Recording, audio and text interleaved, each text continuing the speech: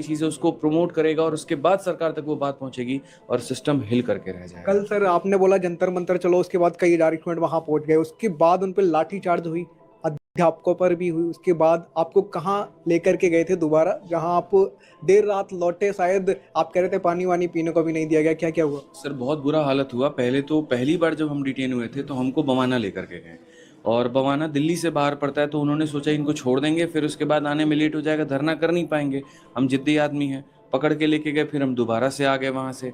तो जब हम जंतर मंतर में हम बोले हमें बच्चों से मिलने दो, तो मिलने नहीं दिया गया, बैरक लगा दिया कि आप नहीं मिल सकते, 5 बजे का टाइम है, ख़त्म हो गया। हम सर को फ़ोन मिला रहे थे कि हमें आपके पास आना है, बच्चों से मिलना, नहीं मिलने दे रहे थे। फिर उसके बाद हमने जब वहाँ पर बैठ करके धरना देना शुरू किया तो इन्होंने रस्सा बांध करके घेराबंदी कर दी।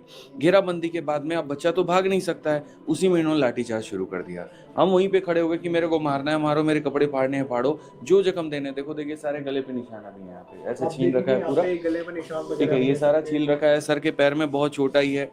तो ये सारा कर रखा है उन्होंने, और ऐसी बर्बरता दी, मतलब बसों में उठाकर डाल दिया, शीशा उसमें जो है टूट गया, आँख आपको से तो और खून सर बह को रहा है। दिख रहा है किस तरीके से धक्के मार मार के अंदर ले लेके जा रहे हैं, उसके बाद अंदर में सर की मेडिकल कंडीशन आ गई, पानी मांग रहे हैं तो पानी नहीं दे रहे हैं, कह रहे हॉस्पिटल में रोक दो, नहीं रोकेंगे। तो ऐसा महसूस हो गया तुमको मार देंगे लेकिन तुमको यहाँ छोड़ेंगे नहीं।